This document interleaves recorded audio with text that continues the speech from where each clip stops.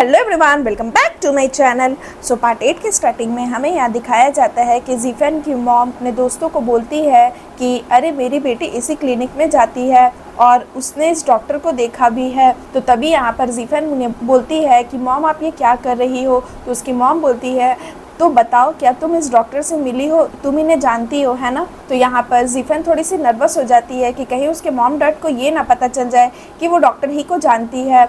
तो वो मना कर देती है, लेकिन तभी उसकी मॉम को उसकी फ्रेंड मैसेज करती है और बोलती है कि अरे तुम्हारी बेटी को तो सिक्योरिटी गार्ड ने डॉक्टर ही के साथ देखा है। तो यहाँ पर उसके मॉम डैड उससे पूछते हैं कि क्या ये बात सच है। तो जीफन बोलती है कि नहीं नहीं, ये बात सच नहीं है, हो सकता है उन्होंने किसी और को देखा होगा और उन्हें लगा होगा कि वो मैं हूँ। वैसे भी उनकी क्लिनिक में तो रोज़ ही कई सारी लड़कियाँ आती जाती है। उसके बाद हमें यहाँ दिखाया जाता है कि जीफन डॉक्टर ही के क्लिनिक पहुँचती है फिर से फॉलो अप रूटीन के लिए। तो वो देखती है कि डॉक्टर ही की क्लिनिक में बहुत भीड़ लगी हुई है और सभी के हाथों में एक एक लड़की की पिक्चर्स है। तो वो तभी एक रिसेप्शनिस्ट के पास जाती है। तो रिसेप्शनिस्ट उससे पूछती है कि मिस जीफन क्या आप यहाँ पर फॉलो अप विजिट के लिए आई है, बट आज डॉक्टर ही का अपॉइंटमेंट पूरी तरह से बुक है, मुझे नहीं लगता कि आज आप फॉलो अप विजिट के लिए उनसे मिल पाएंगी।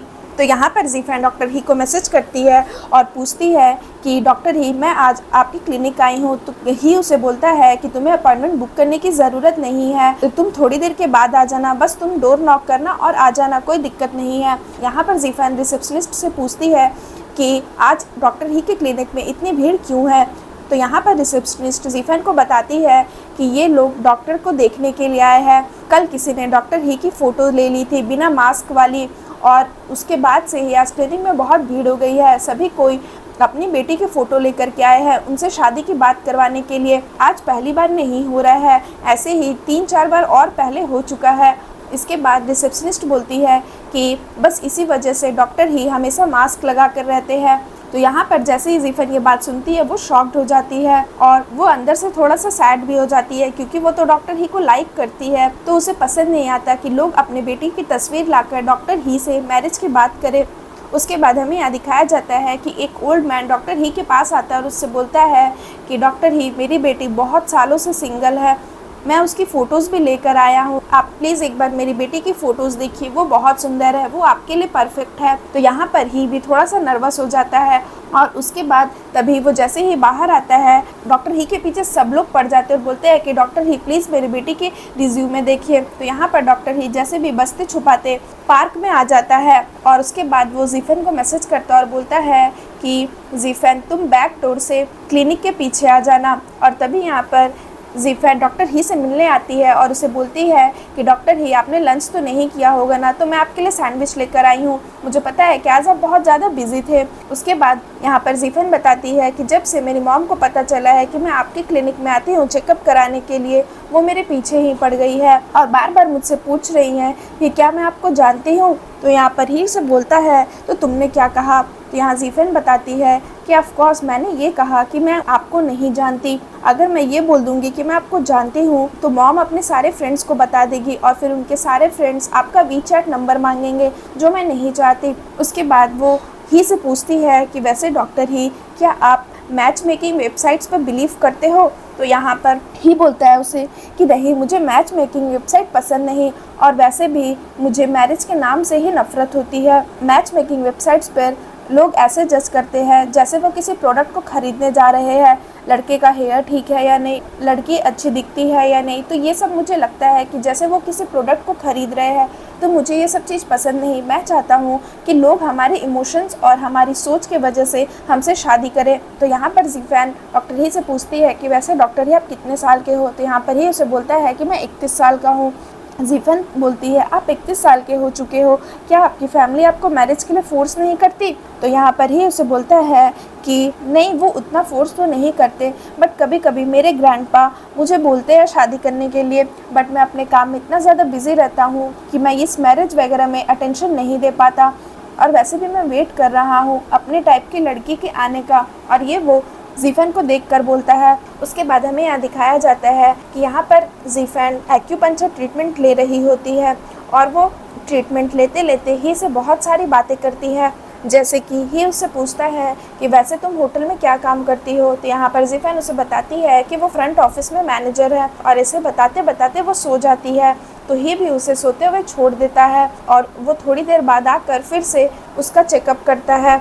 तभी यहाँ पर जीफन उठती है और उसे बोलती है कि डॉक्टर ही, आपने इस रूम में कौन सा परफ्यूम लगाया है, ये बहुत ही अच्छा स्मेल कर रहा है, इसके स्मेल की वजह से ही मैं इतने देर तक सो पाई।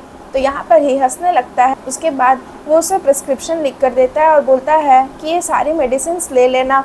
और उसके बाद वो उसे शैसे भी देता है और बोलता है कि पिछले बार ये शैसे ख़त्म हो गई थी, तो मैंने तुम्हें ये न्यू शैसे दिया है, इसे स्मेल करती रहना। उसके बाद यहाँ पर जीफन बोलती है डॉक्टर ही को कि डॉक्टर ही, क्या आप मेरी दवाओं में से कुछ चीज़ें कम नहीं कर सकते? एक्चुअली ये दवा पीने में बहुत ही ज़्यादा कड़वी लगती है। तो यहाँ पर ही उसे बोलता है कि नहीं, तुम्हें ये दवा तो पीनी ही पड़ेगी। उसके बाद वो बोलती है कि आप बस मेरी एक हेल्प करिए। तो ही उसे बोलता है कि क्या चीज़? तो वो क्या करती है, एक रिंग निकाल कर उसे देती है और बोलती है कि ये देखिए ये रिंग। तो जैसे ही उस रिंग को देखता है वो थोड़ा सा नर्वस हो जाता है। उसे लगता है कि जीफन उसे वो रिंग पहनाने वाली है, क्योंकि यहाँ पर जीफन उसे बोलती है कि लाइए आप अपना हाथ मुझे दीजिए।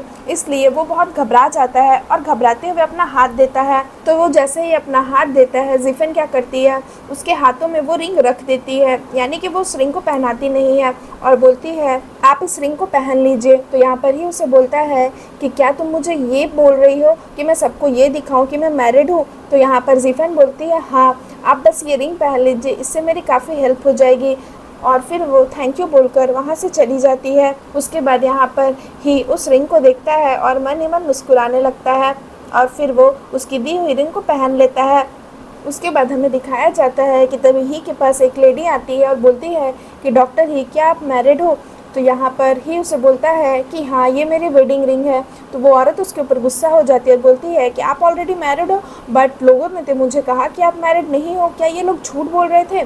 तो यहाँ पर वो औरत उससे गुस्सा हो जाती है और वहाँ से चली जाती है। उसके बाद तभी यहाँ पर हमें दिखाया जाता है कि जीफन उसे मैसेज करती है और बोलती है कि डॉक्टर ही, आज मैं रात को अपने फ्रेंड्स के साथ डिनर पर जा रही हूँ, तो मैं मेडिसिन लेने के लिए नहीं आ पाऊँगी, तो क्या आप प्लीज़ मुझे मेडिसिन लाकर पहुँचा दोगे? तो यहाँ पर ही ओके बोलता है। उसके बाद हमें यहाँ दिखाया जाता है कि जैसे ही जीफन डॉक्टर ही से मिलने के लिए आती है, यहाँ पर वो अपने मॉम डैड को देख लेती है और वो घबरा जाती है, और जल्दी से वो ही को मैसेज करती है कि डॉक्टर ही, आप लोकेशन चेंज कर लो, जहाँ पर हम लोग मिलने वाले थे वहाँ पर अब हम नहीं मिलेंगे। उसके बाद वो अपने मॉम डैड को बोलती है कि आप लोग अचानक से बाहर मिलने का कैसे प्लान बनाए? तो यहाँ पर उसके डैड बोलते हैं कि मुझे खाना बनाने का मन नहीं कर रहा था, इसलिए हमने सोचा कि आज बाहर ही खाते हैं। यहाँ पर अंदर ही अंदर जीफन बहुत डरी रहती है कि कहीं उसके मॉम डैड ही को ना देख ले, और तभी यहाँ पर ही की एंट्री होती है। और जैसे ही जीफन को देखता है, जीफन उसे इशारों से भगाने की कोशिश करती है। तो उसके मॉम डैड बोलते हैं कि तुम ये क्या कर रही हो, और यहाँ पर ही समझ नहीं पाता कि वो ऐसे एक्टिंग क्यों कर रही है, और वो झूठ बोलती है कि मॉम डैड, यहाँ पर बहुत सारे मच्छर है, तो मैं बस उसे ही भगा रही हूँ। तो उसके डैड बोलते हैं कि बट हमें तो मच्छर नहीं काट रहे। तो यहाँ पर ही समझ जाता है कि वो उसे जाने के लिए बोल रही है, और वो अपना फ़ोन भी घर पर ही भूल जाता है, इसलिए वो मैसेज नहीं देख पाता। और फिर वो जीफन के कहने पर वहाँ से चला जाता है। और तभी यहाँ पर जीफन अपने मॉम डैड झूठ बोलती है कि मुझे क्लिनिक से मैसेज आ रहे हैं, मुझे जाना होगा, आप लोग बैठकर डिनर करो, मैं थोड़ी ही देर में आती हूँ। तो यहाँ पर उसकी मॉम बोलती है कि बट बहुत रात हो चुके हैं, तुम अकेले मत जाओ, एक काम करो, तुम अपने डैड को भी साथ लेकर जाओ। तो यहाँ पर जीफन और घबरा जाती है, क्योंकि वो एक्चुअली में तो ही से मिलने जाती है। तो वो बोलती है कि नहीं नहीं, डैड की ज़रूरत नहीं है, मैं बस थोड़ी ही देर में आती हूँ। और ये बोलकर वो दौड़ते हुए ही के पास जाती है, और यहाँ पर जीफन ही को बोलती है कि आज तो आपने मुझे डरा ही दिया। तो यहाँ पर ही उसे बोलता है कि क्या हो गया? तो यहाँ जीफन बोलती है कि आपको मेरे पेरेंट्स के सामने इस तरह से नहीं आना चाहिए था, अगर वो आपको देखकर पहचान जाते तो यहाँ पर ही बोलता है अगर पहचान ही जाते तो क्या हो जाता? तो यहाँ जीफन बोलती है कि अगर वो आपको देखकर पहचान जाएंगे तो वो पक्का आपसे आपकी नंबर मांगेंगे, और फिर मेरी मॉम अपने दोस्तों को जाकर आपके बारे में बताएंगी, और वो सभी कोई आपका वीचैट नंबर मांगेंगे, जो मैं नहीं चाहती। तो यहाँ पर ही उसे बोलता है अच्छा ठीक है, तुम ये मेडिसिन ले लो और ध्यान से देखना, ये थोड़ा भारी है। और उसके बाद वो उसे बोलता है अरे सुनो, तुमने मुझे जो रिंग दी थी ना वो मैंने कहीं खो दी, तो अगर तुम बुरा ना मानो तो क्या मैं तुम्हारे लिए एक नई रिंग खरीद दूँ। तो यहाँ पर ज़ीफ़न मना कर देती है और बोलती है कि नहीं नहीं, रिंग खरीदने की कोई ज़रूरत नहीं है, वैसे भी वो रिंग ज़्यादा एक्सपेंसिव नहीं थे। उसके बाद वो बोलती है कि अच्छा ठीक है, अब मैं चलती हूँ, और ये बोल के वो वहाँ से चली जाती है। और फिर हमें यहाँ दिखाया जाता है कि ही ज़ीफ़न से झूठ बोलता है, उसने रिंग खोई नहीं थी, वो जानबूझकर एक और रिंग खरीदने के लिए ऐसे झूठ बातें बोलता है। और फिर सीन यहाँ पर ख़त्म हो जाता है। सो फ्रेंड्स, अगर आपको मेरी ये एपिसोड अच्छी लगी हो तो प्लीज़ मेरे वीडियो को लाइक करिएगा, मेरे चैनल को सब्सक्राइब करिएगा। मैं जल्द इसका न्यू वीडियो लेकर के आऊँगी, तो उसके लिए वेट करिएगा। सो फ्रेंड्स, आज के लिए बाय बाय, मिलते हैं फिर से एक न्यू वीडियो के साथ।